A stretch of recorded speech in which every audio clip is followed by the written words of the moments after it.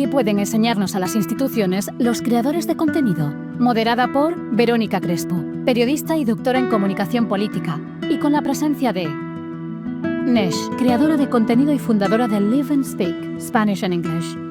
Fundadora de Live and Speak, un proyecto de enseñanza de idiomas basado en la cultura y la neuroplasticidad, enfocado en desarrollar la confianza a través de la práctica real. Ha diseñado cursos de inglés y español con especial atención a la variante andaluza, ofreciendo experiencias inmersivas en Andalucía que conectan el idioma con la vida cotidiana. Su enfoque se caracteriza por ser fresco, cercano y auténtico. Gloria Gallardo, Digital Marketing Manager en NF Media. Licenciada en Administración y Dirección de Empresas, Gallardo dirige el Departamento de Publicidad Online de NF Media. Con más de 15 años de experiencia, es especialista en publicidad digital y planificación de medios. Ha gestionado campañas para instituciones como la Junta de Andalucía, la Generalitat Valenciana o el Ayuntamiento de Málaga, además de impartir formación en marketing online para entidades públicas y empresariales de toda Andalucía. Curros y Baja, asesor gastronómico en La Lata y podcaster en El Diario Sur. Es periodista y asesor gastronómico. Estudió periodismo en la Universidad de Málaga y comunicación gastronómica en el Basque Culinary Center.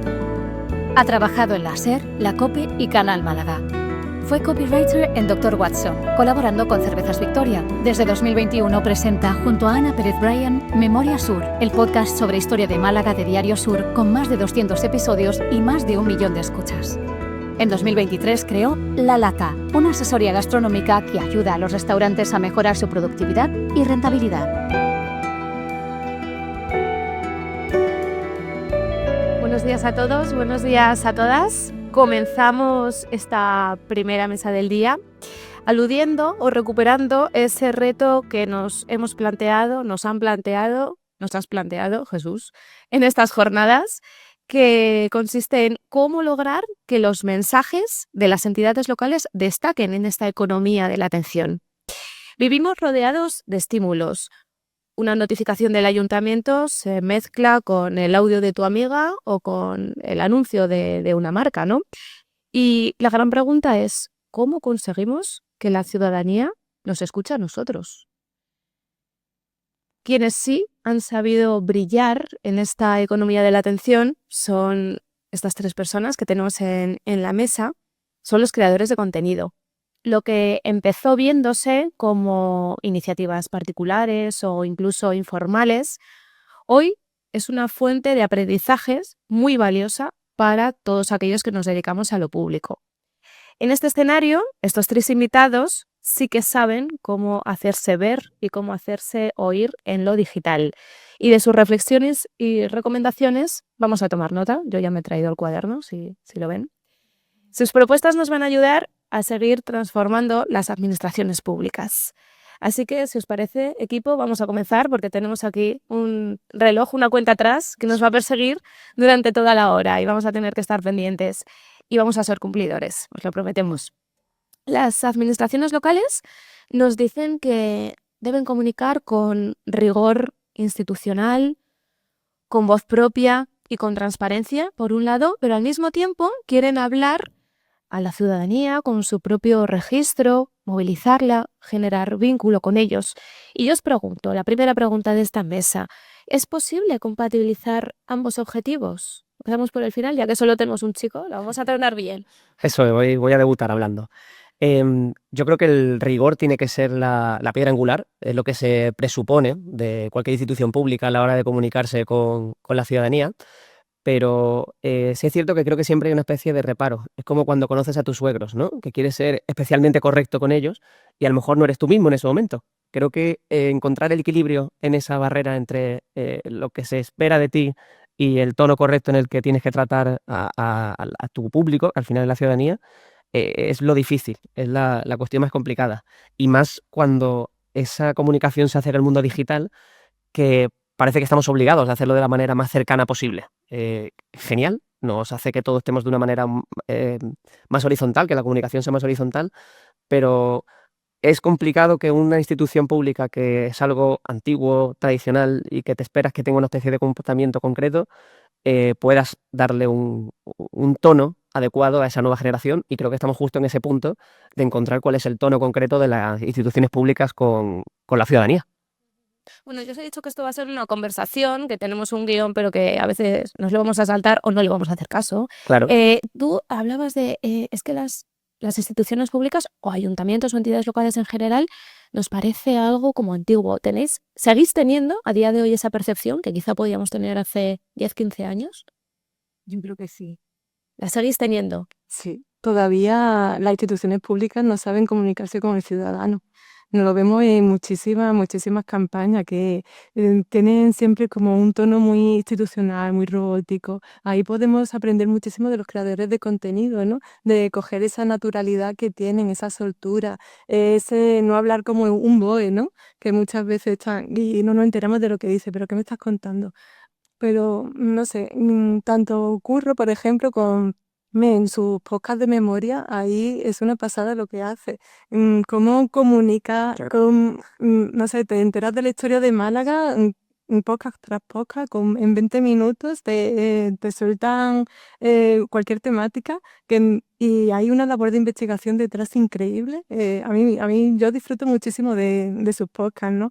Y lo hacen con una naturalidad. Digo, vamos a aprender de creadores de contenido como Curro, creadores como Nes, que es que sus vídeos son súper divertidos también. Mientras que estás aprendiendo, pues vamos a darle un poquito de tono de humor, ¿no? No vamos a ser tan robóticos, tan institucionales. Aquí tenemos para aprender las instituciones muchísimo recorrido, pero muchísimo recorrido porque al final las instituciones se van a perder sus contenidos porque no son naturales, no son atractivos, ¿no? Tienen que cambiar completamente la forma de comunicarse, pero completamente. Y en tu ámbito, Gloria, en el marketing digital, ¿tú detectas que los ayuntamientos aplican estas estrategias de marketing digital a la hora de planificar contenidos? Algunas veces, pero en otras nada. Depende de Del cada organismo, tendríamos que ir ejemplo por ejemplo y tampoco queremos abrir melones, pero Luego abriremos algo, ¿no? podríamos. Pero sí, hay algunas campañas súper bonitas como la de animales de compañía de la Junta de Andalucía, que ahí sí que conectaron con el público, ¿vale? De una forma súper fluida. Y después hay otras campañas institucionales que dices tú, uff, esto es difícil de digerir. Son campañas necesarias, pero vamos a darle un poquito de soltura y frescura, ¿no?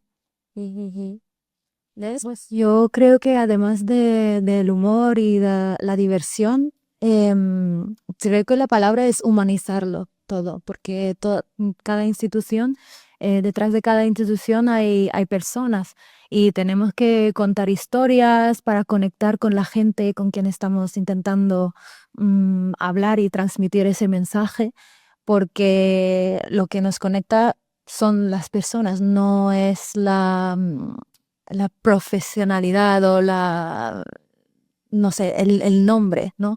Son las personas detrás que queremos ver. Yo he estado mucho tiempo al otro lado, así que voy a ser un poco a veces la polimala, ¿no? Y ayer también hablamos en este escenario con personas que estaban en el lado institucional o en el lado de los ayuntamientos gestionando las redes. Y se repitió bastante la idea de que hacemos muchas propuestas a instancias superiores, ¿no? Pero que hay cierto miedo a la hora de vamos a hacerlo, nos arriesgamos, no nos arriesgamos, puede que funcione, puede que dé lugar a memes y que nos tire nuestra reputación. ¿Percibís ese miedo a la hora de intentar innovar dentro de la administración pública? Totalmente. Aquí hay mucho miedo y sobre todo yo creo que el personal público está desbordado y no tampoco tiene un tiempo para afrontar todos estos retos, ¿no? Se necesita personal formado en estos ámbitos, porque al final no están ellos formados y necesitan asesores, agencias que puedan darle un poquito las directrices del camino, ¿no? Y hacer un plan de comunicación coherente y sobre todo constante, que ya no es solo, venga, voy a abrir un TikTok, ¿vale? Vamos a abrir un TikTok, pero vamos a estar haciendo vídeos y haciendo vídeos que sumen, ¿no? Y que de verdad sean interesantes, que no sea tampoco publicar por publicar, porque hoy toca publicar, ¿no? Vamos a hacer cierto contenido que de verdad interese. Ujú. En tu trabajo, Gloria, con las instituciones públicas, ¿has notado eso? Que principalmente los proyectos que muchas veces habéis propuesto, quizás ha sido el miedo a que eso no funcione o que el día a día les ha desbordado y han dejado de dar contenido a esos canales. Claro, yo noto que hay muchos canales que están abandonados, que los abren y los abandonan. Y al final solo siguen 2 canales y después hacemos muchísimas campañas preciosas y tampoco se da respuesta a los ciudadanos, que al final tienen muchos comentarios. Y hay comentarios de todo tipo. Hay comentarios del típico troll, que tampoco hay que contestar, pero hay comentarios que vienen de buena fe, con preguntas, pues vamos a responder. Pero es que yo noto que los equipos de comunicación de las instituciones no tienen capacidad tampoco de responder a 1000 comentarios a la semana, ¿vale? Y ahí tenemos que ser constantes y estar ahí, tener un equipo especializado para estar ahí y responder al ciudadano, porque un ciudadano está preguntando algo o le interesa conocer algo de un tema y nadie le está respondiendo. Se le queda a lo mejor una sensación de vacío, de soledad, de desamparo. Y digo, vamos a estar ahí respondiendo también al ciudadano. Yo diría que no presupongan que hay algo que no le va a gustar, que no va a funcionar. Creo que al final, si no pruebas, no te vas a equivocar tampoco. Y luego creo que el éxito de Nes o de otros creadores de contenidos está en que personalizan la comunicación en una persona, en una imagen. Sé que eso es muy difícil a la hora de las instituciones públicas porque a lo mejor los contratos que se hacen con agencias de publicidad o con agencias de comunicación van cambiando cada 4 o 8 años, el tiempo que sea. Pero creo que sería importante también que haya una persona que sea la que represente, en este caso, el Ayuntamiento de Málaga, o la que represente a la Junta de Andalucía, o cualquier pequeño organismo. O sea, creo que sea una persona a la que tú localices, aunque sea visualmente, para transmitir esa información, creo que ayuda mucho, que simplifica el mensaje, porque sabes a quién dirigirte o estás personificando de alguna manera el mensaje. Creo que eso es útil. Estoy de acuerdo, sí. También yo creo que también más de una persona, quizás un equipo, para como alimentar esa sensación de comunidad, porque al final lo que estamos creando es la comunidad con los ciudadanos. Y sobre tu pregunta sobre el miedo, por ejemplo, mi metodología para enseñar es que se suelten y que no tengan miedo de equivocarse, como ha dicho Curro, porque si no te equivocas no aprendes y no conoces lo que le gusta a tu audiencia o la gente que quieres con la que quieres hablar. Y, por ejemplo, para lo de quiero ser profesional, pero no quiero que me ridiculicen. Yo creo que es uno de los miedos de las instituciones, ¿no?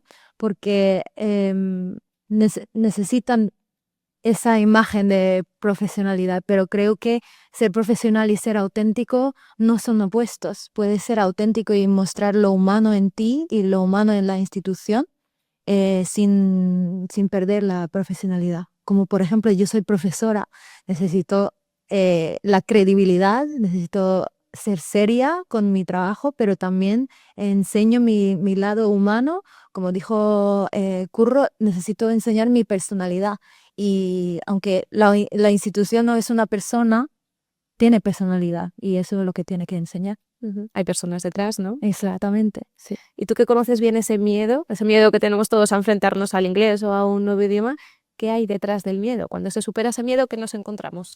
Pues detrás del miedo es la vergüenza también de que me van a juzgar, voy a equivocarme, no sé de todo lo que estoy diciendo, si todo lo que digo es correcto. Refleja, aprender un idioma refleja también cualquier cosa que hagas en este mundo. Entonces, para quitarte este miedo, tienes que lanzarte.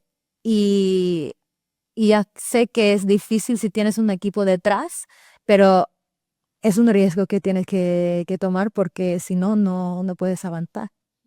Muy bien. Vamos a profundizar también un poco en formatos y en contenidos, porque en esto es lo que vosotros nos podéis aportar muchísimo. Ahora mismo estamos en un escenario donde nos encontramos diferentes formatos, ¿no? Por un lado, todas las herramientas que nos está proporcionando la inteligencia artificial, podcast, vídeos de diferentes características y modalidades, newsletter, por ejemplo, que es otro formato muy distinto, pero que también tienen mucho éxito. De todo este amalgama que está surgiendo, ¿qué creéis que va a imperar o que va a continuar los próximos años? ¿Por qué apostaríais los próximos años? Porque parece que hay como una burbuja y que algo, ¿no?, se va a caer. ¿Qué se va a caer o qué va a continuar? Yo apostaría sobre todo por el podcast. Por el podcast. Sí, ahora estamos siempre conectando Spotify, escuchando podcasts. Los niños, los jóvenes están siempre escuchando Spotify, ya sea música, ya sea contenido, cualquier cosa. Y ahí el podcast tiene una cabida increíble. El formato, por ejemplo, de Curro es súper interesante porque son 20 minutos, te lo explican, no se hace pesado, muy ameno, con una conversación muy agradable con tu compañera Ana, ¿no? Si me voy de aquí con el ego subido. Pero me encanta, yo soy fan. Yo si fuera al ayuntamiento le diría a Curro y a Ana, veniros, que esto nos interesa tenerlo aquí como para nosotros, ¿no? Como patrimonio nuestro. Pero es súper interesante y el podcast aquí, bueno, le estaba comentando a Curro antes que también quería hacer un podcast, ¿no? Y es que el podcast va a ser la estrella. Y bueno, el formato vídeo corto para las redes sociales. En menos de 2 minutos tienes que explicar a los ciudadanos lo que pasa de una forma más de tú a tú, ¿vale? De una forma más fresca, y aquí los creadores de contenido pueden aportarle muchísimo a las instituciones. María, newsletter. Aquí también tenemos mucho lector y también algunos creadores de newsletter. A mí me gustan mucho las newsletters, ¿vale? Pero también, yo no sé vosotros, pero yo me encuentro 150 emails al día y muchas veces vas pasando y fuera. Pero la newsletter es muy interesante. Sobre todo hay que elegir el día y la hora correcta para enviarla. Un lunes a las 8 de la mañana, error, porque un usuario se va a encontrar con 200 correos, pero a lo mejor un miércoles a las 3 de la tarde, pues a lo mejor sí que puede funcionar. Hay que elegir sobre todo el momento adecuado y después ver muchísimo las analíticas de apertura, a qué horas han abierto la newsletter. Después ahí hay muchísimo trabajo de análisis detrás para elegir el momento adecuado. Igual que seguramente Inés esté viendo que el momento adecuado para compartir su contenido, ella sabe exactamente cuál es. No va a compartirlo con nosotros, pero sabe a qué hora y a qué día tiene que compartir su contenido, ¿vale? Tenemos que estar muy detrás de las analíticas, de todo, de newsletter, de podcast, en TikTok, en Instagram, en Facebook, en todo, en YouTube. Las analíticas de YouTube son impresionantes, pero hay muchas veces que no nos paramos a fijarnos.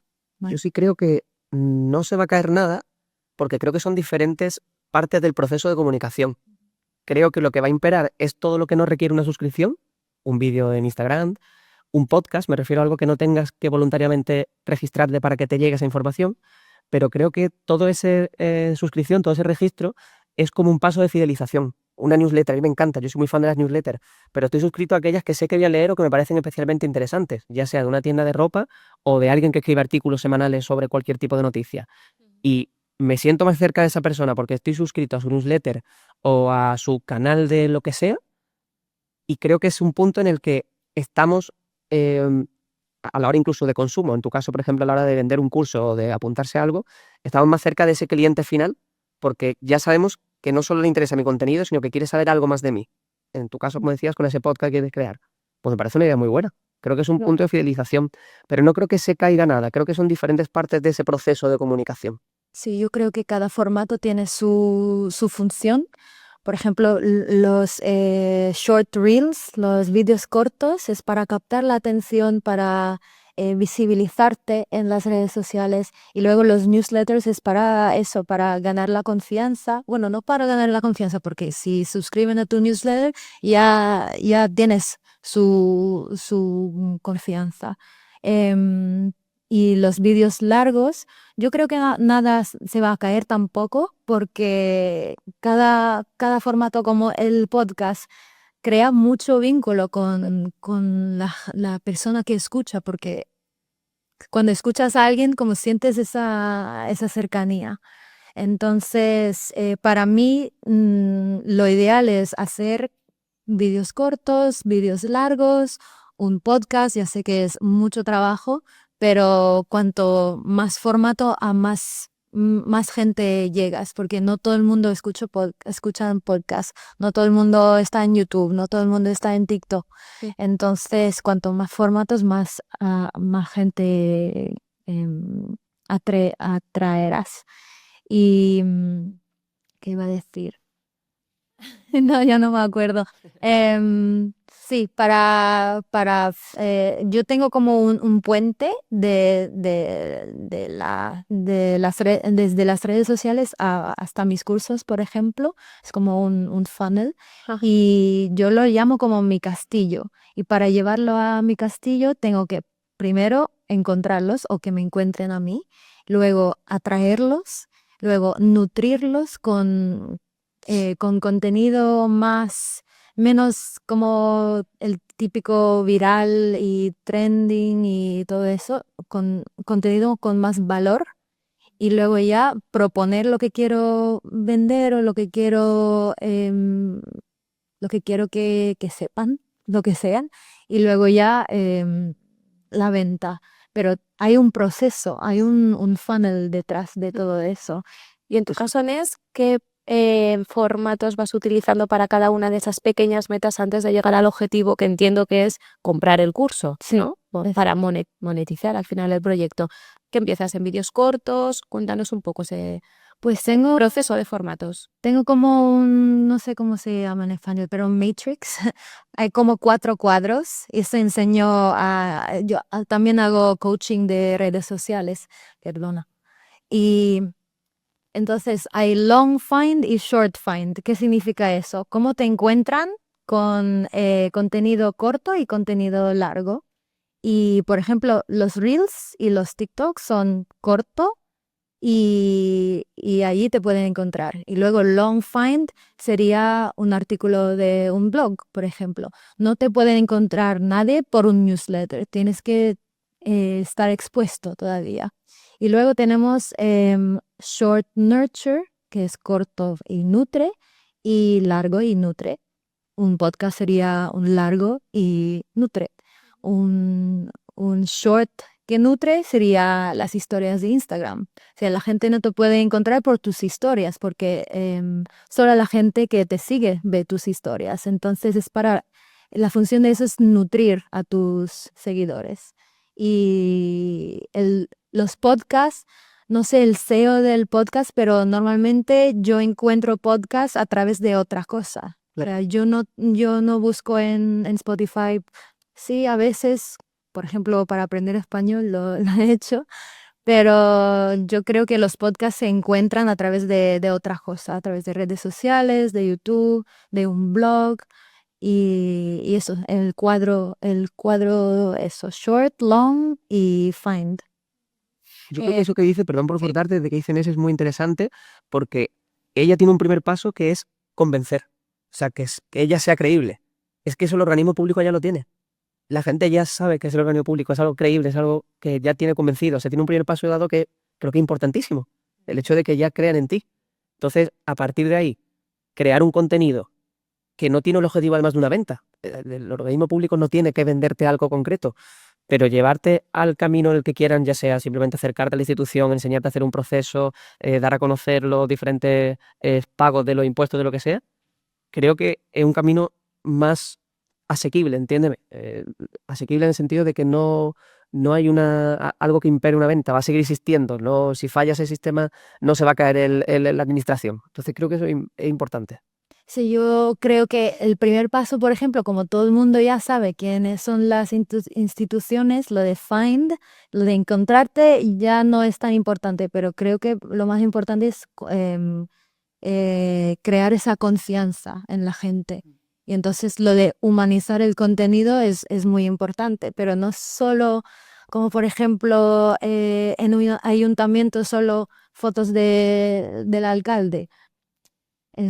Yo creo que hay que enseñar más el público y la comunidad y los equipos, porque eso es lo que humaniza. Y también en vez de decir qué estamos haciendo, yo creo que es muy importante decir por qué lo estamos haciendo. La razón detrás, la intención, y porque eso es lo que le hace confiar a la gente. Vamos a saber un poco más contigo y vamos a hablar de los podcasts, porque bueno, ya hemos revelado en esta mesa tu exclusiva de que te apetece o tienes intención de la podcast para completar esa línea que nos has comentado.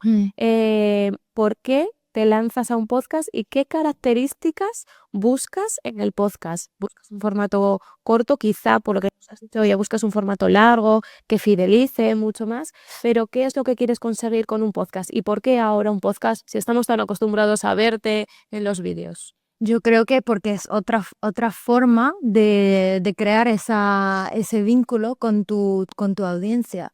No es lo mismo ver un vídeo de 1 minuto o 2 minutos que escuchar a la misma persona en 20 minutos o en 50 minutos, depende del formato que quieras. Y también abre como una ventana para que me escuchen mis percepciones, cómo pienso, y también pueden conocer más mi personalidad. Es verdad que a través de los vídeos se ve un poco mi personalidad, pero no se ve todo. Y en podcast tú puedes tocar cualquier tema, ¿sabes? No solo el andaluz del que hablo. También puedes hablar de la cultura, ser más profundo con los temas. Puedes Sí. profundizar en más temáticas y además también puedes aprovecharte del video podcast, ¿no? Que ahora está en tendencia. El video podcast está en tendencia tanto en Spotify, que allá puedes ver los vídeos, como llevártelo también a YouTube. Y con vídeos largos donde profundice en cualquier temática, con esa labor de investigación que se necesita, y ahí puede ser súper potente también ella. Sí. Mira, el otro día grabé un vídeo con 2 hombres en Calle Larios. Es un vídeo de 15 minutos, 20 minutos, porque estábamos teniendo una conversación súper interesante. Y esto no lo puedes acortar puedes, pero pierdes todo en un reel. Sí, un vídeo de 2 minutos o incluso de menos, ¿no? Y ya que estamos hablando de podcast, Curro, ¿cuáles son esas claves o esas recomendaciones si tuvieras que decir 2, 3 titulares para las administraciones públicas? Tu podcast tiene unos 20 minutos de duración, pero yo muchas veces escucho podcast de 2 horas y nos lo escuchamos hasta el final, hasta el último minuto.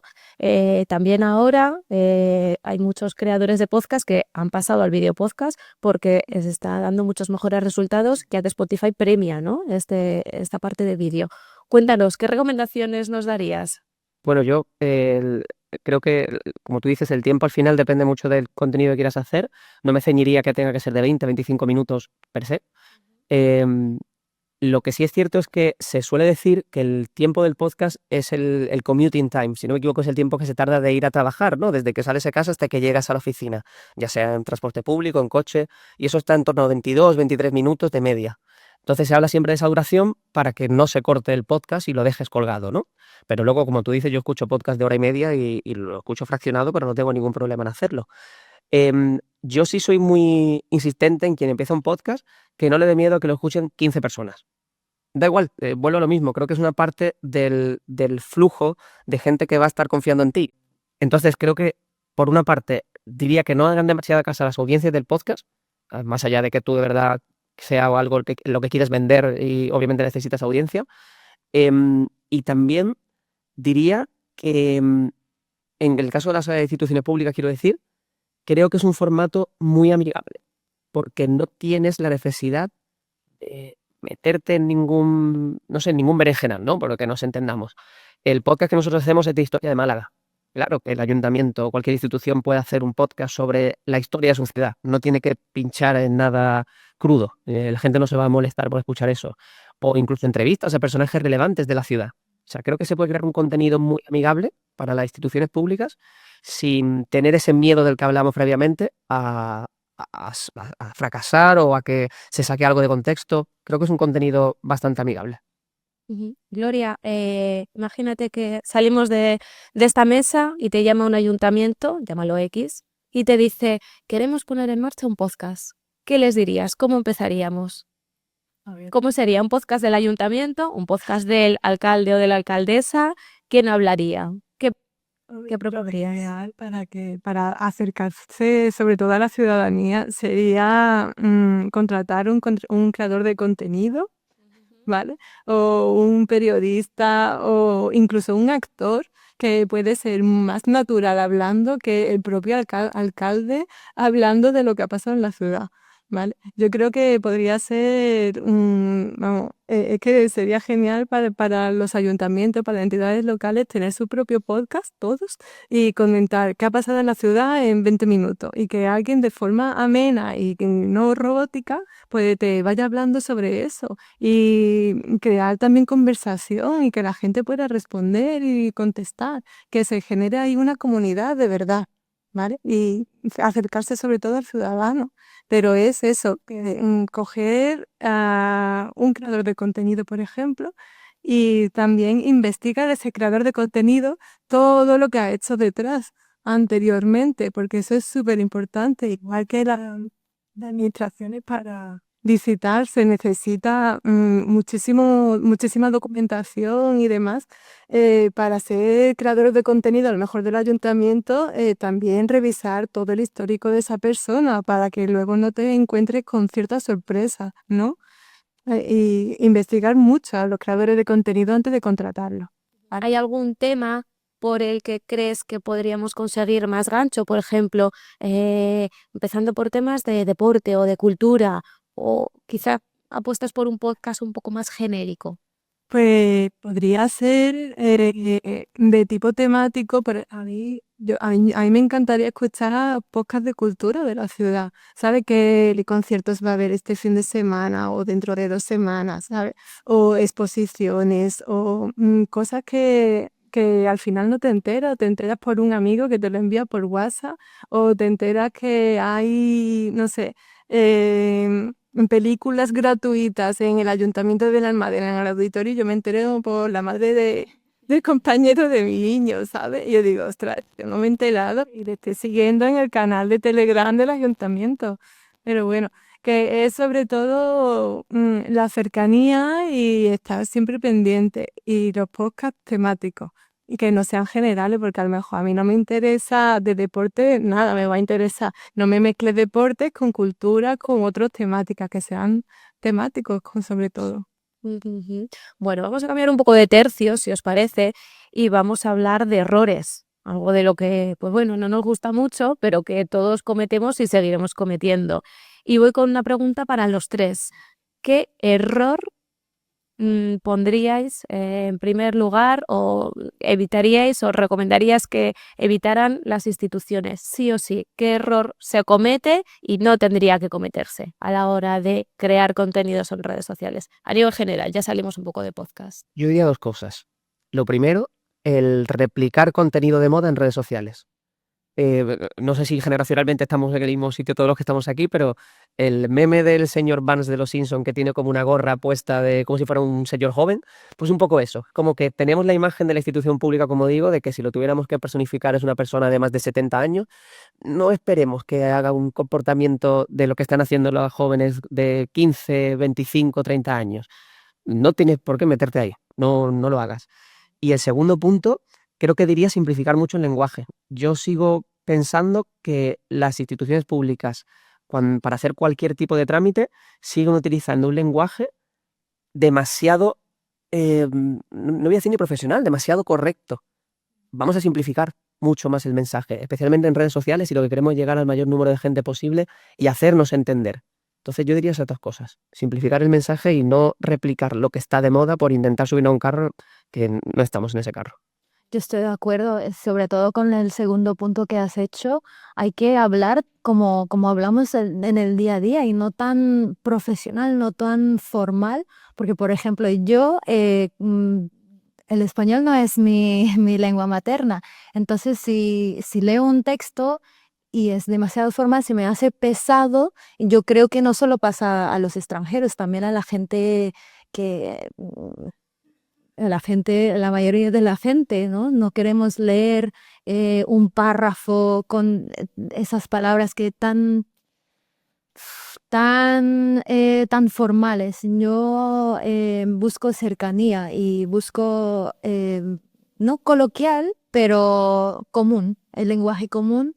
Y puedo decir un ejemplo muy bueno y es cómo habla Trump. ¿Cómo habla Trump? Trump habla con un inglés súper básico, pero súper básico. Y así ha podido llegar a la mayoría del país de Estados Unidos, porque si solo habla como con un tono demasiado profesional, solo llega a la gente que tiene ese nivel. Entonces, para poder llegar a todo el mundo hay que hablar con un lenguaje más simple. Sí, un lenguaje natural. Sí, exacto. Le falta naturalidad a la institución el comunicarse. Totalmente. Gloria, tú que ves casos a diario, no le pongamos nombre y apellidos, pero algún caso que dices, esto no. O sea, en tal momento hicieron algo que dije, esto no. Yo ahí no me quiero meter. Sobre todo porque se ha grabado.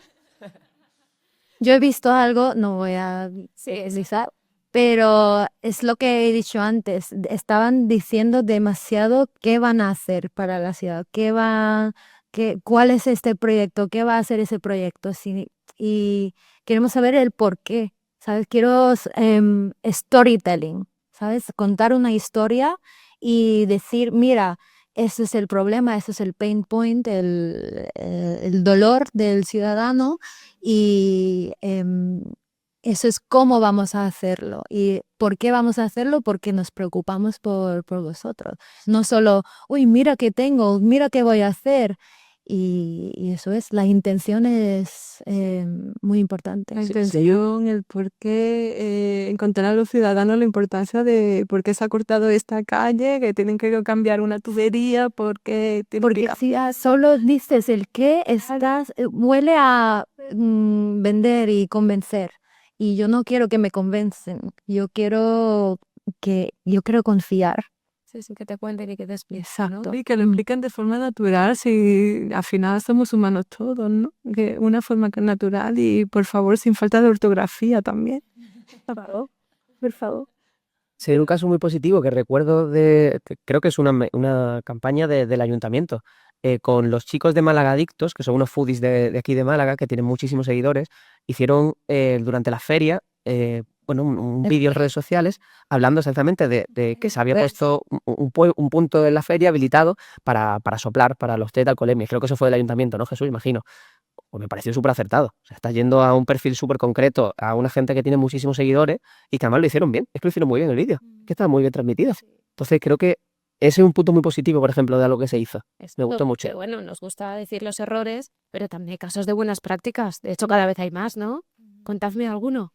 He visto otro con la juventud, estaban promocionando la calistenia y me gustan mucho esos vídeos porque enseña la escena, los equipos, la gente entrenando y también están diciendo el por qué están haciendo eso. No solo, mira, tenemos clases gratis, ¿por qué?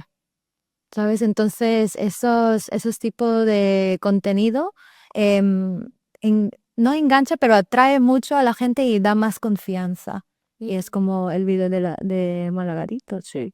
Jesús, lo hacéis muy bien en Málaga. Yo creo que ya nos puedes contratar para el año que viene, para las jornadas, pero vamos a intentar salir de Málaga. ¿Algún ejemplo fuera de estas fronteras? ¿No? Un ejemplo muy claro y de hace años conocido es el Twitter de la Policía Nacional, ¿no? Que sabe conectar con la ciudadanía muy bien y ha sembrado también como un camino para los que han venido detrás. Pero ese ha sido como el mejor desde hace muchísimos años. Y también la RAE lo hace. La RAE contesta, como dijiste antes, contestan a las dudas. Contestan siempre. Sí. Yo creo que hay como un hashtag o una arroba de RAE, duda RAE o algo así y contestan. Contestan, y que con algún zasca de vez en cuando que dice, exacto. Esto sí, ¿no? La clave de humor que esté de presente. Bueno, yo creo que coincidimos en que una buena práctica es apostar, como tú decías, Gloria, por un creador de contenido. Exacto. ¿Tenemos algún caso que podamos decir? No sé si a vosotros dos, a Curro y a Nes, os han llamado en algún momento y han contado con vosotros o con vuestra asesoría para llevar a cabo un formato digital en una administración pública. En mi caso no ha ocurrido. Y yo creo que sí que hay miedo en el caso del podcast, ¿no? Que es lo que conozco de Sí. primera mano, hay miedo a que parezca algo demasiado técnico, que requiera demasiado esfuerzo. Y el podcast de verdad es el mismo esfuerzo que grabar un vídeo en redes sociales. No tienes que hacer nada editado. El podcast que nosotros hacemos en el periódico no está editado apenas, salvo que tosamos, salvo que hay alguna cosa así. Creo que hay un miedo por desconocimiento a lanzar algo así, pero a mí me encantaría. Es que es lo que decía antes, creo que hay mucho contenido muy amigable, fácil de llevar a cabo, que no tiene que suponer ningún esfuerzo especial y que creo que funcionaría. Pues fíjate que yo también noto que desde hace un año para atrás, en los pliegos que nos encontramos, siempre están incluyendo ahora influencers, ¿vale? Y entonces tenemos que estar buscando influencers, creadores de contenido que puedan lanzar el mensaje que esa entidad quiera lanzar.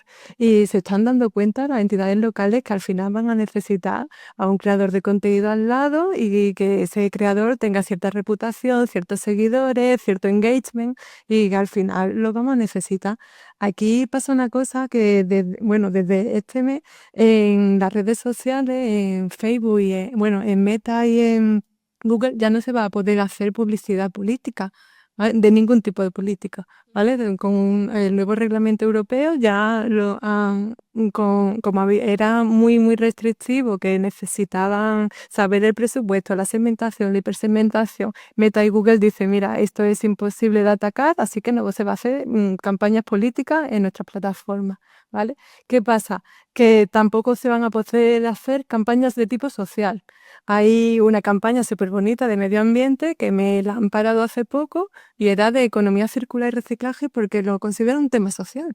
Entonces, con la publicidad no vamos a poder llegar a la gente. Vamos a tener que utilizar los creadores de contenido sí o sí para que por lo menos vamos a aprovechar todos los usuarios que tienen, todos los seguidores que tienen para llegar a la población, porque con publicidad política ya no se puede. Y si te la consideran social, campañas preciosas que vamos a tener dentro de poco, a lo mejor de un juguete no sexista, yo creo que me la van a parar y digo, madre mía, esta campaña es preciosa, tiene que llegar a la ciudadanía y al final no se va a poder y ahí van a pagar justo por pecadores porque se han hecho muy malas prácticas en Estados Unidos con este tema. Con lo cual necesitamos los creadores de contenido. Esto que dices abre un melón increíble y es fundamental porque si recuerdan en una de las mesas de ayer, Xavier, uno de los ponentes, centraba todo en la publicidad. O sea, decía, es que si queremos que un vídeo, por ejemplo, de agricultura lo vean solamente agricultores o un vídeo para autónomos lo vean solo autónomos, la única manera por la que él apostaba, no sé si recuerdan, decía, era pasar por la publicidad. Entonces es que esto me parece increíble. Bueno, como si me catalogan una campaña de tipo social, aquí ya estoy perdida porque no voy a poder hacer nada ni en Meta ni en Google. En otras plataformas sí que voy a poder hacer. A mí me encanta hacer campañas de publicidad en Spotify porque al final la cuña puede durar 30 segundos, se la come, no es saltable, no se puede hacer scroll, con lo cual eso lo escucha el usuario y tampoco son campañas muy caras, ¿vale? Pero en Meta, digo, madre mía, me quitan Facebook, me quitan Instagram, en TikTok nunca se ha podido hacer campañas del tipo político, pero en algunas veces también me lo capan y digo, y siempre tengo que estar con la account manager, mira, revísamelo, escálalo, porque esto no es política, esto es simplemente institucional. Y claro, ahora para que no sea campaña social van a tener que ser contenidos muy asépticos, todo lo contrario de lo que hemos dicho en estos 42 minutos anteriores, ¿sabes? Y ahí necesitamos contenido orgánico que viralice de las instituciones. Necesitamos creadores de contenido. Aquí tenemos que ir de la mano y buenos creadores de contenido y no me vale cualquiera. Es que sean sobre todo temáticos, de nicho, qué vestido tan bonito me he comprado, pues tampoco me parece, pero ahí, bueno, ellos dos son ejemplos perfectos de que sí que se puede apostar por profesionales al final, porque se le ocurren muchísimo y se ve todo el trabajo que hay detrás, ¿no? Digamos que vais a tener muchísimo trabajo. ¿Qué consejos le darías a un ayuntamiento si te llamara y te dijera queremos llegar mejor al público joven, que es tu nicho?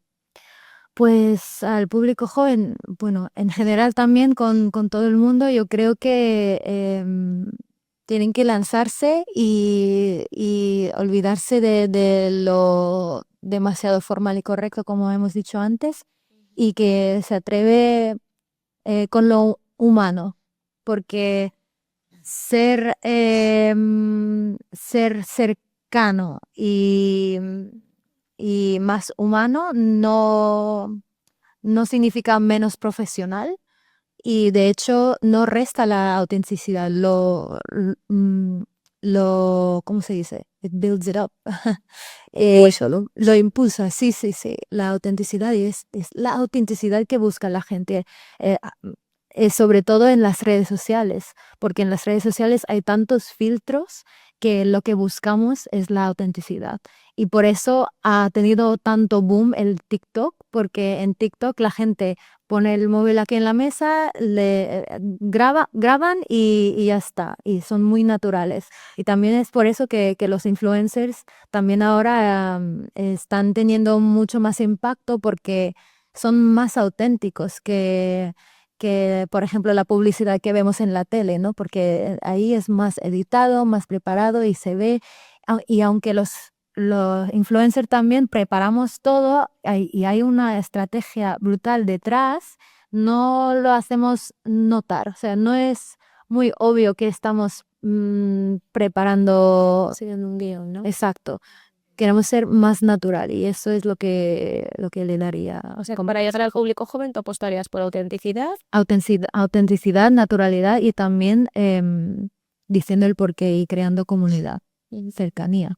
Priorizando TikTok, que también lo has comentado, o ahí sí que no distinguirías tanto en redes. Yo diría que si jóvenes, TikTok, pero creo que todo el mundo también está en Instagram. Y TikTok es para visibilizarte, viralizarte, pero para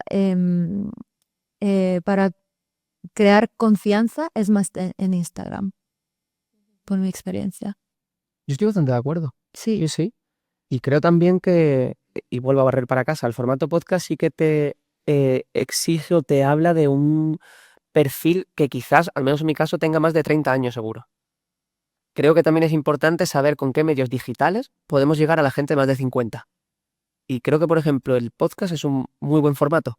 Es un contenido más pausado, que no te requiere ese scroll, que no te requiere ese movimiento más dinámico.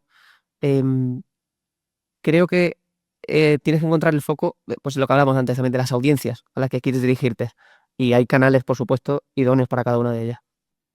Exacto. Y cada contenido también tiene que pasar por un filtro que llamo REACTS, como R por relatable, como la gente tiene que verse o identificarse con ese contenido. La E es educacional o engaging, que se puede interactuar con ese contenido.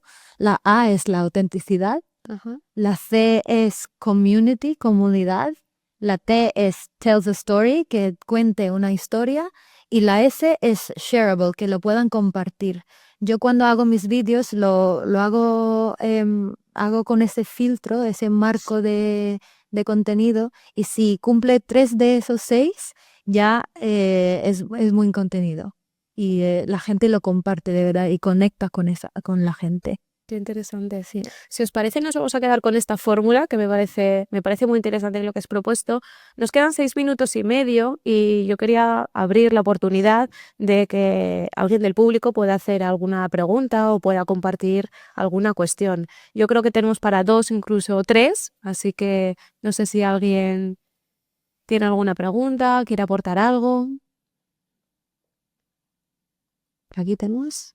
Un poco los aconseos que estaba haciendo era preguntando por el tema de la autenticidad cuando eres un instituto públicas, porque justamente eres una institución pública, no puedes cambiarte a hacer otra cosa, como decías, no puedes cambiarte a hacer otra persona, otro tono, ¿sabes?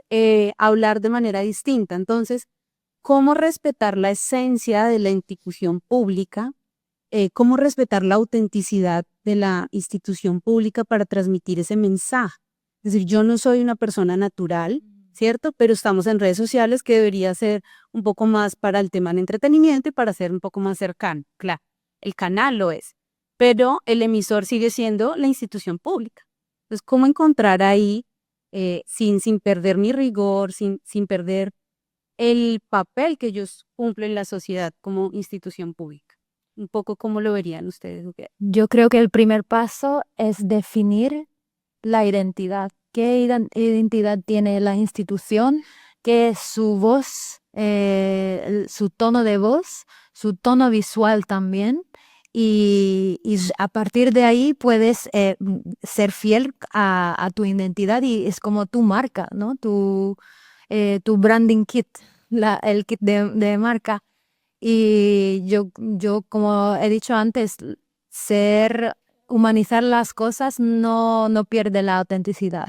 Entonces, como institución puede enseñar el equipo detrás y, y eso, ser fiel a la marca, al tono de voz de la institución. Yo no creo que pierda la identidad siendo más cercano, más auténtico.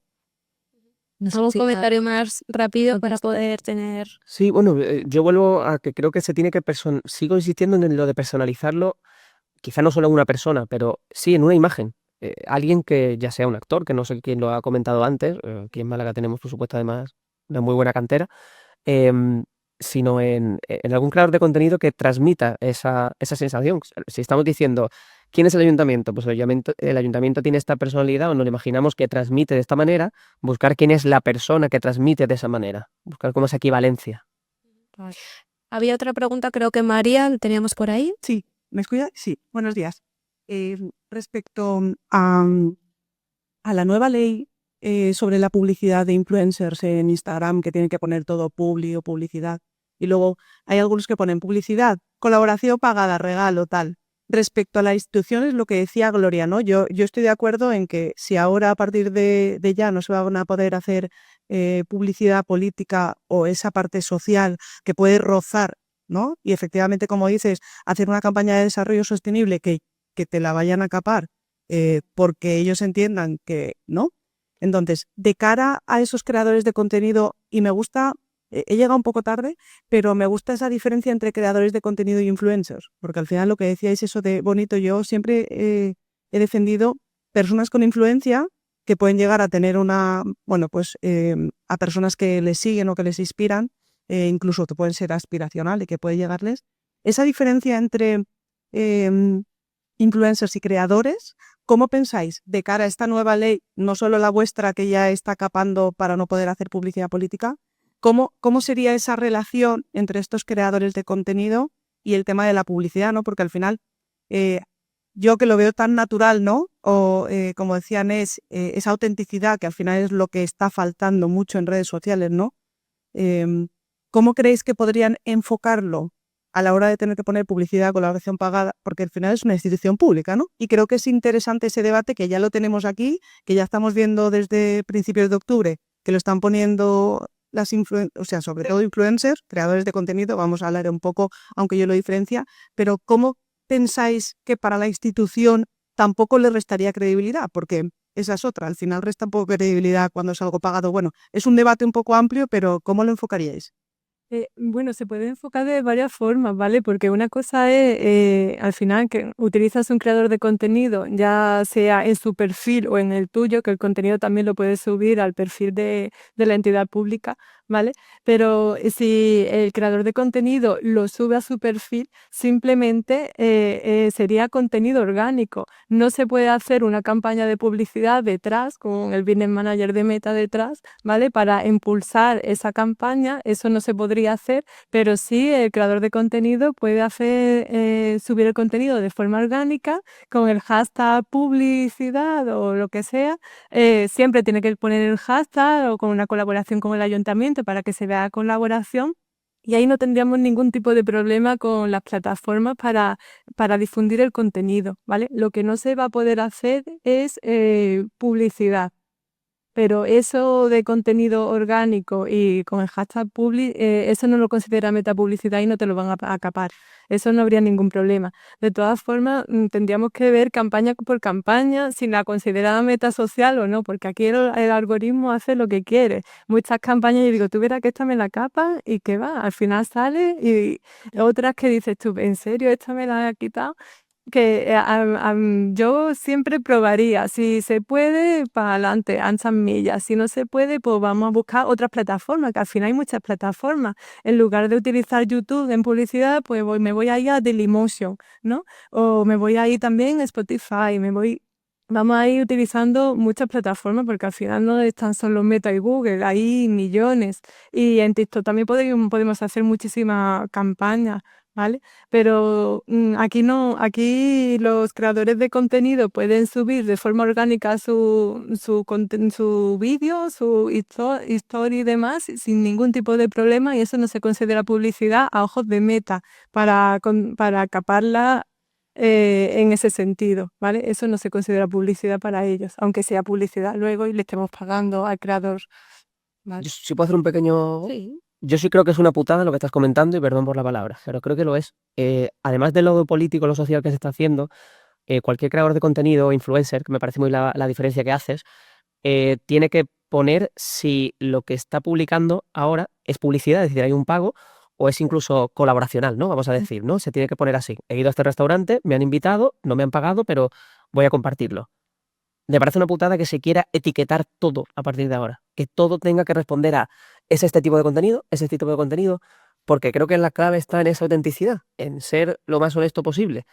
No tengo que venderte nada, pero si igualmente he sido invitado o no solo una invitación, he ido a este sitio porque me gusta y lo comparto, ¿de verdad tengo que catalogártelo como que esto es una recomendación? Me parece que está infantilizando el contenido a todos nosotros. Pero Entonces creo que es una incomodidad. esta ley lleva ya hace 3 o 4 años que se impulsa, lo que pasa es que nadie la ha hecho caso, Exactamente, eso es. ¿sabes? Yo digo, esto como alguien lo denuncie, a este creador de contenido se le cae el Claro, pelo. sí, sí. Pero lleva muchos años esta ley y a mí me parece fantástico que se tenga que poner la etiqueta y digo, tú me estás vendiendo una crema, pero dime que me la estás vendiendo, ¿sabes? Que luego a lo mejor se me pone la cara roja. Sí, Hay que- una última cosa. Yo también creo que hay que cambiar esa mentalidad de eh, mm, que tenga el hashtag publi no significa que solo te estoy intentando vender algo, porque yo he visto algunas publicidades súper guays y luego en los comentarios, me he comido una publicación o una publicidad, un anuncio. Y no tiene que ser malo comerte todo el vídeo solo porque es una publicidad. ¿Sabes? Entonces, no creo que sea malo porque los creadores de contenido tenemos que comer también. Y la publi es una fuente de ingreso. Exacto. A ver. Ahí es donde iba.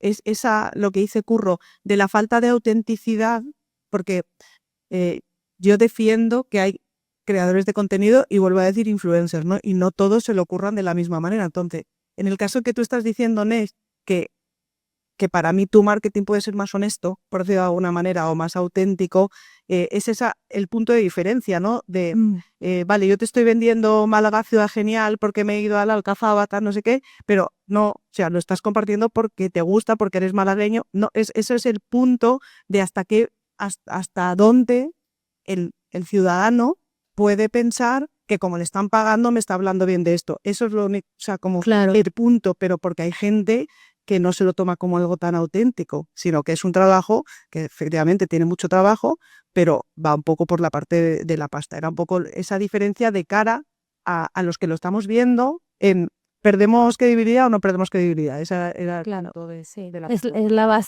la base siempre de marketing y ventas. Si haces una publicidad, no puedes parecer que estás vendiendo algo. Entonces, es la estrategia y el guión también que tienes que... Bueno, pues si os parece, con esta idea nos vamos a quedar.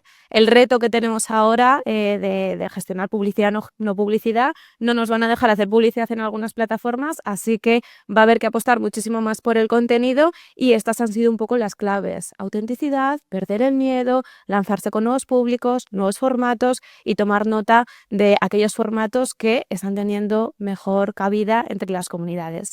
Con estas ideas os doy las gracias por estar aquí, por compartir todo vuestro talento y todos vuestros contenidos.